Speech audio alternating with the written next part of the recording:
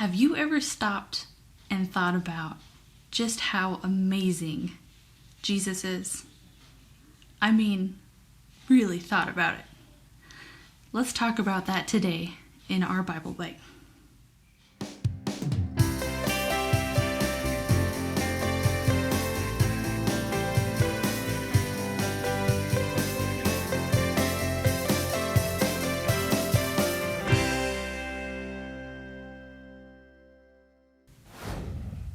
Have you been thinking about it since the credits rolled for the title screen? I hope so, because I have just been overwhelmed by how cool and how big our God is. I've been reading through Colossians and just been very encouraged by the preeminence of Jesus. We're going to get into what that word means in a little bit, but if you want to read Colossians 1, chapter 1, verses 15 through 20. It's a little bit longer, but it's a very, very cool passage. It says, "He is the image of the invisible God, the firstborn of all creation. For by him all things were created in heaven and on earth, visible and invisible. Whether thrones or dominions or rulers or authorities, all things were created through him and for him. And he is before all things, and in him all things hold together. And he is the head of the body of the church. He is the beginning, the firstborn from the dead, that in everything he might be preeminent. For in him all the fullness of God was pleased to dwell, and through him to reconcile to himself all things, whether on earth or in heaven, making peace by the blood of his cross." Wow, that is just such an awesome passage. I know I get excited about scripture a lot, but really dwell on each of those verses and what they mean. It is so immensely encouraging how big our God is. So let's break this down a little bit.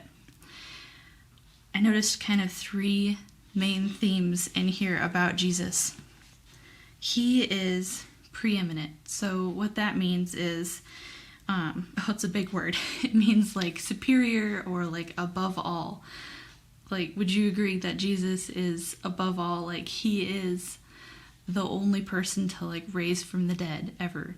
He was there at the beginning. He is so much bigger than anything in this world. There's a whole section in this passage just referencing the fact that he was there in the beginning and that everything was made by him and through him and that he is preeminent because of it. That is awesome. Jesus is preeminent. Second is Jesus is powerful. I mean, he created all things. That's power right there. Can you think about it? Just stop and think about all things and what that includes. People, plants, animals, just everything. And just admire how cool that is. All things on earth and in heaven. That's amazing. And third, Jesus is our provision. It says in the end of this passage that we are reading that he reconciled all things to himself, whether on earth or in heaven, making peace by the blood of his cross. He was the only one that could reconcile everything to himself. That is provision. We needed that. We couldn't provide that for ourselves even. That's why we needed God to do it for us. And it says that God was pleased to dwell in him, in Jesus, when he came down to earth and became flesh and dwelt among us. That is amazing to me.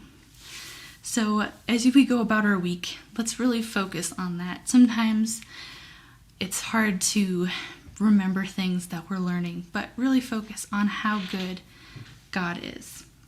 Focus on Jesus' preeminence, his power, and his provision in your life.